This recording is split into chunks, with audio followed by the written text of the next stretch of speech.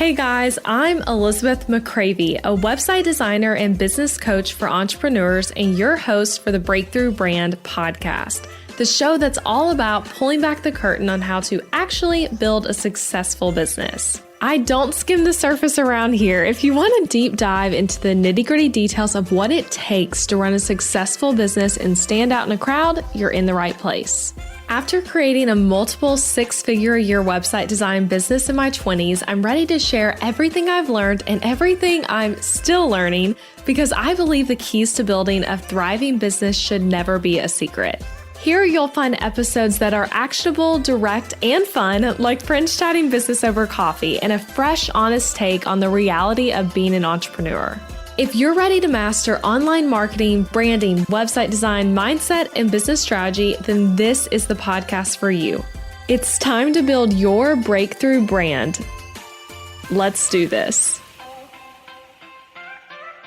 All right, productivity and motherhood. That is our topic today.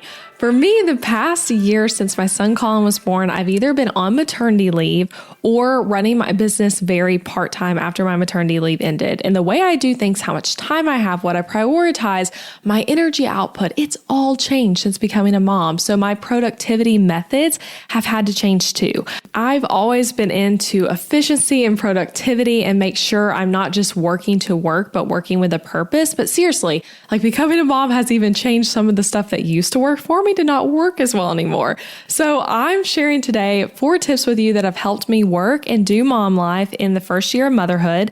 These are things that I wish I knew beforehand. Some of them I've kind of had to figure out as I go, but I'm hoping they'll help you in whatever season of motherhood you're in. So let's dive into it.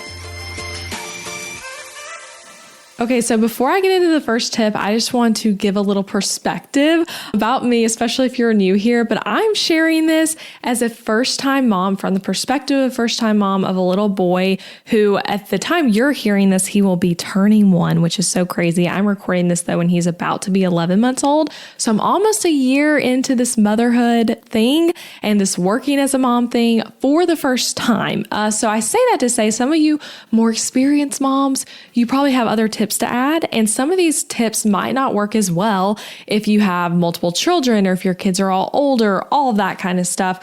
But this has worked for me in this season of life. And I hope this helps you with whatever season of motherhood you're in. But I just want to go ahead and say, I don't know. Like some of this might be like, well, Elizabeth, I have a 5-year-old and a 10-year-old and a 15-year-old, and this tip is not especially helpful. And I'm sorry if that's the case. But for those of you who are like new moms or in a similar season as me, I hope these tips will be helpful. So, all right, let's just, with that being said, go ahead and dive into this first one. This one has been huge for me. Something I literally have done like even just today. So I have real examples with it. But the first one is have a rolling to-do list of quick things you can get done while your baby is awake and you're taking care of him or her. So let me explain what that means. So this could be like a list on your phone, something you keep in your project manager for your business. It could be in a physical planner, literally a notes app, productivity app, whatever you want it to be, but like keeping a list that's things you're wanting to get done, maybe that day or maybe all week, but that are like quick things. And I have some examples, but I often do like the way I implement this specifically is I like to do a big list of things. I use a physical planner for it because I just like writing stuff out, but I'll write out like, okay, these are the things I'm wanting to get done that week. Sometimes I do it day by day to start, but most often I'm like, these are things I need to get done this week. Like all the things. And I write it all out, quick things, longer things like sitting down to record a podcast or designing a website template, and the shorter things like finalizing a birthday party invitation, ordering something on Amazon, whatever it is. I just write it all out, like brain dump it out. And then I go back through and I highlight things in a specific color that I could do while I'm taking care of Colin. So those are things that are going to be like, they don't require much work. They just take a few minutes. Maybe you can jump in and out of them, like because, maybe your baby's playing independently for a minute and then he needs you again. So it's something you can kind of jump in and out of. Obviously, something like recording this podcast is something that's like, got to be done when I'm not taking care of him or during nap time, which in this case right now, I'm doing this during nap time, but like the quick little things. So some examples might be posting the post you wrote to your Instagram. So maybe you like come up with the post, the image, the reel, whatever it is during your like structured work time, but then you like post it to Instagram, put it on your stories, all of that kind of stuff when you're playing with your baby. And you obviously, I guess you don't want them like having the phone in their face and all of that, but like you can have your phone out, work on that. Another thing might be like calling your doctor, ordering something on Amazon, returning texts to people. Those are some like less work related things. Some other work related things might be like, say you have a Facebook community that you want to go like comment back to some people in, returning a few quick emails, like having your inbox open and like, okay, you have 5 minutes responding to some emails, back to playing with your baby. So many different things. Independent play is such a good thing. Again, I know those of you who have been moms longer are like, yes, I know independent play is a must. I think sometimes for new moms, I know I struggle with this at first. I would feel kind of guilty if I like left Colin just playing solo because I'm like, wait, I should be playing with him. It made me feel bad at times. Now, after like doing more research, reading more books, learning more, I've learned that like, oh my gosh, independent play is so important developmentally. So what I like to do is I let Colin, especially if he like leads himself to playing independently, I will let him play independently as long as he's happy. And then when he comes over to me, clearly wanting time with me, I go engage with him again. But right now at his age of 11 months, he will actually like sit alone, flip through books, play with some of his Love Every toys, which are our absolute favorite toys in this house, but he'll like play on his own for a good like 5 to 10 minutes straight often. And then we'll come and like want engagement. So I'll go back and playing with him. But when I have those moments where I'm like, okay, I have a few minutes alone and he's happily playing alone, I want to be able to like look at this list and be like, okay, what thing could I knock out? And sometimes it's not something on my list that I knock out. Sometimes it's like I need to load and unload the dishwasher or clean up after his breakfast or eat breakfast myself, like whatever it is. But this is just a great little productivity hack, basically, because these types of little things, ideally, you don't want to have to be doing them during nap time or during the time where your spouse or a babysitter or your child's at preschool or daycare or whatever. That's not the time to like be doing the little tiny tasks that you could be doing when you're with them. So anyway, an example for me specifically though this morning, because again, like I'm doing all this stuff right now, but this morning through like right now I'm recording this at 10 a.m., but this morning through like this afternoon, I'm solo taking care of Colin. Adam is gone and away. And so this morning I was working on stuff for his first birthday party. That's the thing I'm working on. Designed his invitations, and I'm working on getting like all the files finalized and like sent to be printed. And so I worked on his party invitations and like the custom envelopes in little spurts while he played this morning. So it's like he's playing independently. I'm working on the envelopes and the invitations. And while he was just playing it, he'd come over to me and want to play it. I'd go back to him. And then some of the times I was playing longer, some of the times we were eating together, whatever, but a lot of different things. And then I also worked on folding laundry in little spurts while he and I played together. I also wrote back a team member from my phone, and I ordered diapers on Amazon. So those were all things that I'm like needing to get done today that I could mark off my list. And I reserved those for that time when I'm taking care of Colin versus right now when he's napping. And I'm like, okay, now I'm going to get like the focused stuff done that I can only do when I'm not directly taking care of him. So I hope that tip makes sense, but that's been a huge game changer for me because so often early on, I really struggled with like he would fall asleep for a nap and I'm like, okay, I have a little bit of time. What do? I don't know. And then I would go to like some of these random quick things when instead I should be working on the more intentional, like things that are more drawn out and need more attention in my time and saving these other things for like the little moments in between. So that's my tip number one. Have a rolling to-do list of the quick things you can get done while your baby's awake and while you're taking care of him or her.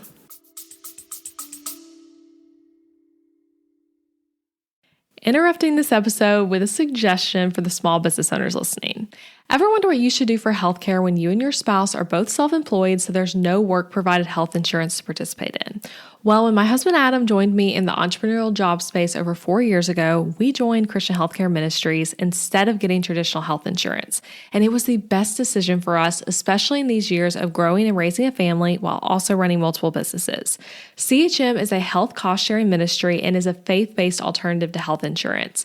We did tons of research before choosing CHM, and if you know me and Adam, you know we are all about doing the math when making big or small financial decisions. And even though it's not insurance, CHM CHM shares 100% of eligible medical bills, which is more than the typical 70 or 80% of medical bills paid for by insurance companies. All sharing is determined by the CHM guidelines, which you can check out before and after joining. And for the mamas and mamas to be listening, you truly cannot find a better healthcare option for maternity care. I had a vaginal delivery and a C-section and birth center care and hospital care between my 2 pregnancies and births, and it was all 100% shared for. And outside of birth, we've had our share of emergency room visits and procedures as a family, and those costs were all shared by members at Christian Healthcare Ministries, leaving us only paying our monthly contribution. CHM is less expensive month to month than insurance, and because there's no network, you can choose your care with whichever providers best fit your family. I seriously just cannot recommend Christian Healthcare Ministries enough. You've got to check them out. Go to elizabethmccravey.com/CHM for more information. Also putting that link in the show notes, elizabethmccravey.com/CHM. Now back to the episode. All right, my second tip, when you are doing the nap time hustle or just working while someone else is taking care of your baby, decide what you're going to do during nap time before the nap starts. I think this one applies even more specifically to nap time than like you having a whole day away working. But nap time, like when your baby falls asleep for a nap, again, especially in the first year, I'm hoping maybe this changes later on, but your baby might be napping like multiple times a day. At this point, Colin naps twice a day, but at one point, he was napping 3 times, he was napping 4 times a day, and you never really know how long that nap is going to be. Especially early on for us, we were often like having to hold him for naps because he was just not into sleeping. Now I can typically know the nap's at least going to be 45 minutes, more often lately, typically like an hour and a half. And I don't want to waste that time. I want to know what I'm going to do during nap time before nap time starts. Even more specifically than that, like even if it's not something like productive for my business, I just want it to be time well spent. So I like to know what I'm going to be doing before the nap starts. So in the wake window before the nap, I typically take a few minutes to decide, okay, here's what I'm doing first during nap time. Here's what I'm doing second. I have a plan. And in the earlier days for me, that would often happen like while I was breastfeeding Colin right before the nap. So I might like literally have my phone out and be like, okay, here's what I'm going to do. Here's what I'm going to do next. Now that's like a much quicker experience. And so instead it's more like when he's like independently playing, I might kind of like look on my phone or just mentally even think about it. Sometimes even talk out loud with him about like, what should I do during your nap, Colin? Like, here's my thoughts on it. And then I hit the ground running during nap time. So this is like a modified version of planning your day out. Before Colin was born, I was way more into like, I'm planning my day start to finish. Like, here's what I'm doing each hour of the workday. So this is my like mom version of that, is like on a day when I'm taking care of him and nap time is my work time, I plan what I'm doing during the nap time.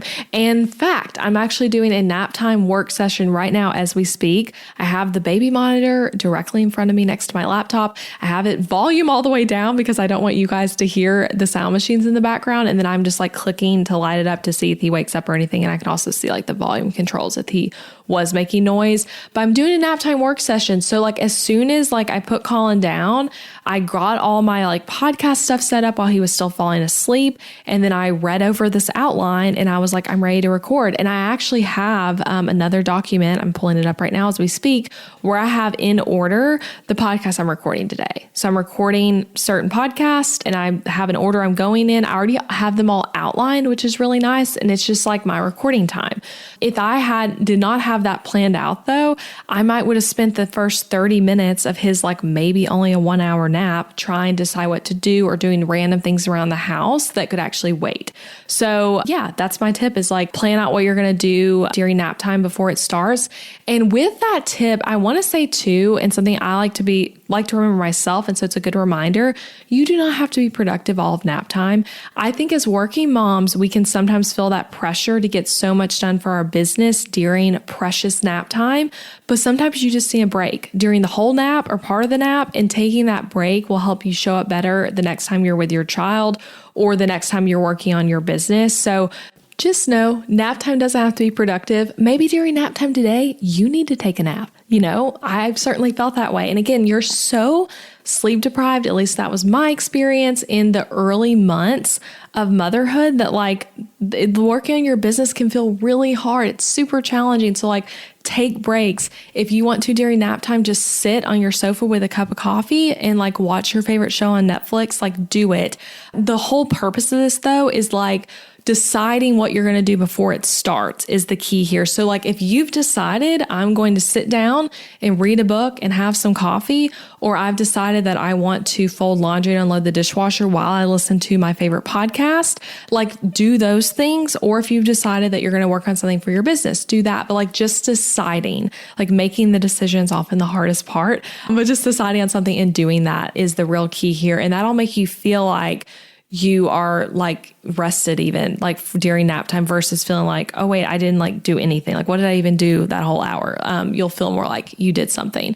So that's been a huge one for me that again is hard to do. I feel like I learned that the hard way with many nap times where I was like, I don't know what I'm going to do. And then I kind of just like dilly-dad around until Colin wakes up. Okay. My third productivity mom hack. This is one that we all know, but like, do you do it? Would kind of be my question for you. Batch your work tasks as often as you can. That's my third tip. And if you know what batching is, then you know, like it's supposed to be amazing. Like it's a great way to do your business. You get in the zone, you get stuff done, and then you're done with that task. And parents and non-parents alike, we all love batch work.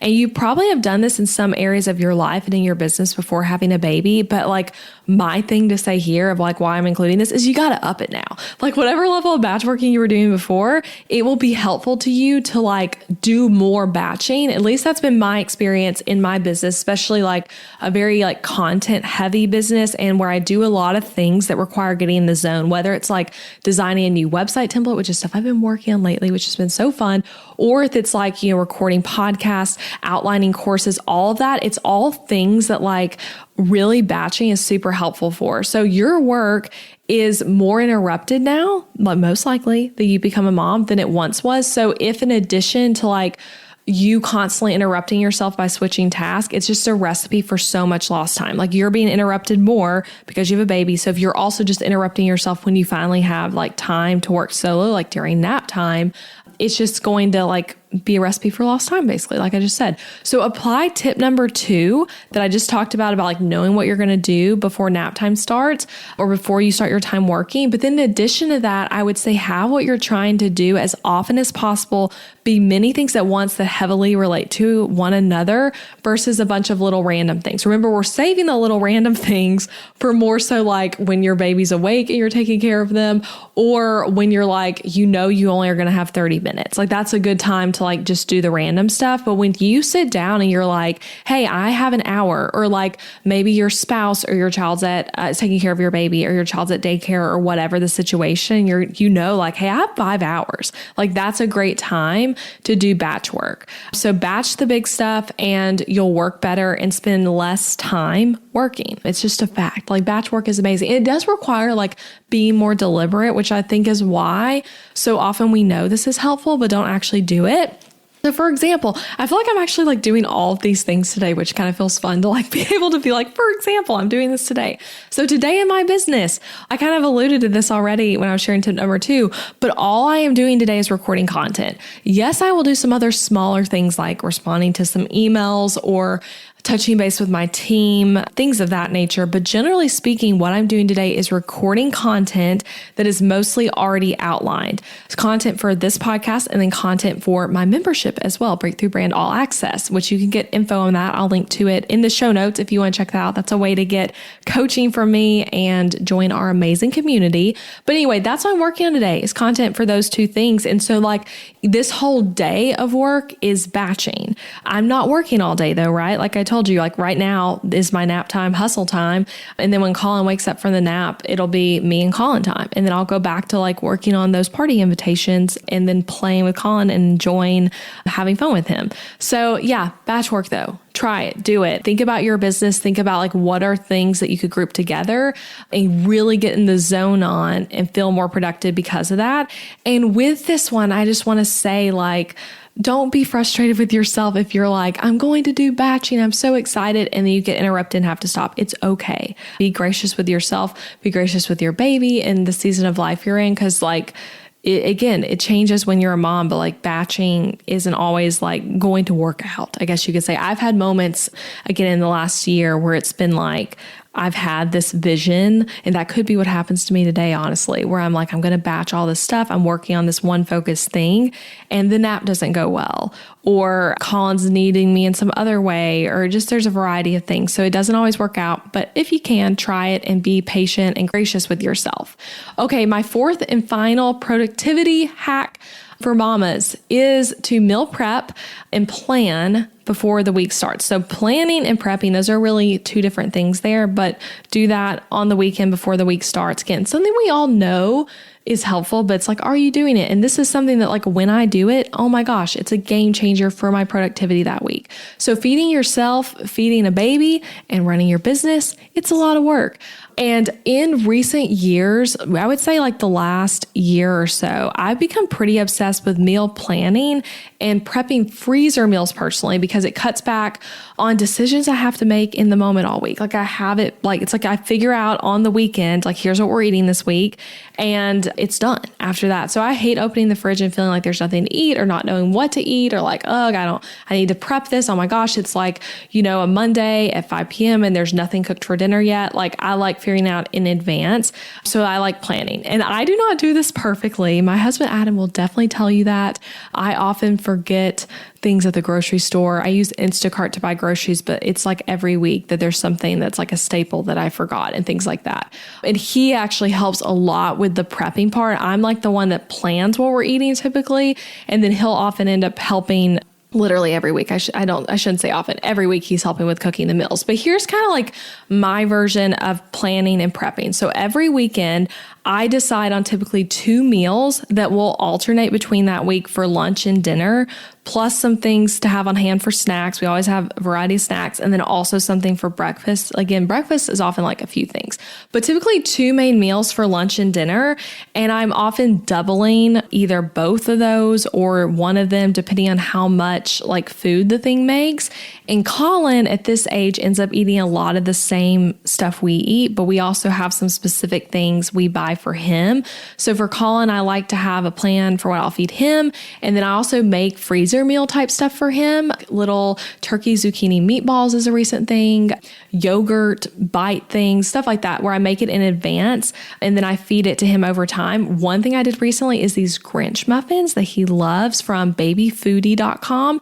And like I said, baby turkey meatballs, zucchini chicken meatballs. We have all those, like I prep in advance and make like double portions of, and then it's in the freezer. And then we thought when it's time to feed it to him or when we want to add that in. So I decide what we're going to make, and then I order the groceries on Instacart to be delivered to my house based on that plan. And then I'll either prep or Adam will one or both of those dishes that we're having for the week on Sunday or Monday, or sometimes even Saturday, or Adam will do it. So just to even tell you what we're doing this week. So this week, we're doing the Jennifer Aniston salad.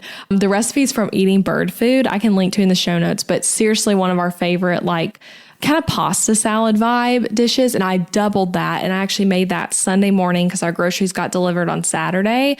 So I made that on Sunday. And then the other thing we're having is buffalo chicken spaghetti squash, which is so good. It's a Whole30 recipe that we've just loved for years. And that's another one I'm also doubling. So the buffalo chicken spaghetti squash I'll make tonight.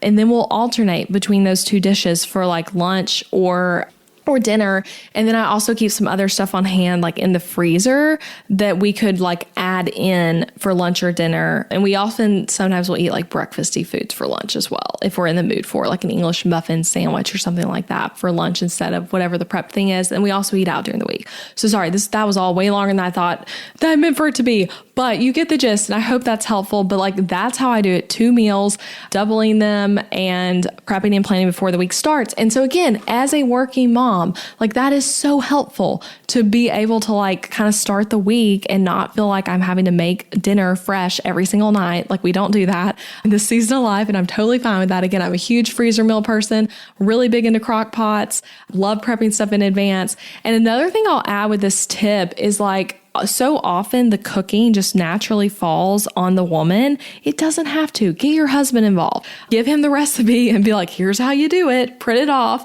and let him make some of this stuff too. It shouldn't just all fall to you. And Adam really enjoys cooking, which is a blessing for both of us. I also enjoy cooking a lot, but he enjoys it as well. And he'll I can give him the recipe or he'll pick whatever he wants to make and he will do it himself for our family a lot of the time. So that's really awesome. So get your husband involved would be another kind of part 2 of that tip. So that's it for these 4 tips. I have so many more, and I'm actually going to kind of do another version of this topic with some other strategies for getting more done with less time. So stay tuned for that episode coming soon, because again, there's so much you can say here. Those are 4 things that when I'm asking myself the question, okay, what are 4 things that have been a game changer for me in this first year for my productivity? Those are the 4 things. So I'm going to roll back through them again. Number 1 was to have a rolling to-do list of quick things you can get done while your baby's awake and you're taking care of him or her. So that's the quick things like ordering something on Amazon, texting people back, responding to an email, stuff like that you can do while you let your baby have fun playing independently and you kind of come in and out of that stuff. Don't save that stuff for when your baby's napping. You got to do that stuff when they're awake. Number 2 is when you are working during nap time, decide what you're going to do before nap time starts. Or not working, I should say, when you're the one taking care of your baby during nap time and that's your time alone. Figure out what you're going to do beforehand. It can be something restful and relaxing, or it can be something for your business. Whatever it is, though, decide before the nap starts so you can really maximize that time. Number 3 is to do batch work as often as you can versus just jumping in and out of everything you have to do in your business constantly. You're already being interrupted more now than you were as a mom. So don't interrupt yourself, basically. Try to do batch work. And then my 4th tip is applying personal life stuff to your business, but meal plan and prep before the week starts so that you're not having to constantly make food fresh or constantly decide on what to eat all week long. So those are my tips for you. I so hope they were helpful. Share this with a mom friend. If you have a friend who's pregnant and expecting or a new mom, please share this with her so she can also get these tips. And if you're new here, I have lots of other episodes that relate to motherhood and business. So if you just scroll back through, I can also link to some in the show notes, but if you scroll through, you'll see lots of different episodes all the way from pregnancy related stuff to working mom life stuff and interviews with other people who have more experience than me in motherhood that you can listen to as well. So that's it. And cheers to my first year in motherhood. I feel I should have done more of a themed episode around that. But then this is what I'd literally been jotting these things in a note on my notes app on my phone in this first year. I literally had a note that's things I've learned productivity wise in my first year. So that's what this was pulled from. So this is coming to you all year long. And again, hope it was really helpful. And I'll be back next time with a whole nother topic to help you grow your business. So I'll talk to you then. Thanks for tuning in. If you love the Breakthrough Brand podcast, then you need to join me for the next level inside of my membership, Breakthrough Brand All Access. Inside of All Access, you get coaching calls with me where you can ask me anything and get help with your specific business. If you've ever felt like you want me to be your business coach, you want my take on things, this is your way to do so. You also can get access to our amazing community. Seriously, I can tell you they are the greatest, where you can collaborate, get feedback, and make friends as you grow your business together. And on top of all that, you get additional trainings from me that help you build a sustainable, scalable business. You'll be able to take the things you learn from this podcast and apply them to your business alongside myself and a collaborative group of other business owners. You can get all the details and all the info about joining at elizabethmccravy.com/BBAA. The doors aren't always open, so they aren't right now. Just get on the wait list to be notified as soon as they open up again. So thank you for being here, friend. Thanks for listening all the way to the end. And I hope to see you soon inside of Breakthrough Brand All Access. Again, the link is elizabethmccravy.com/BBAA.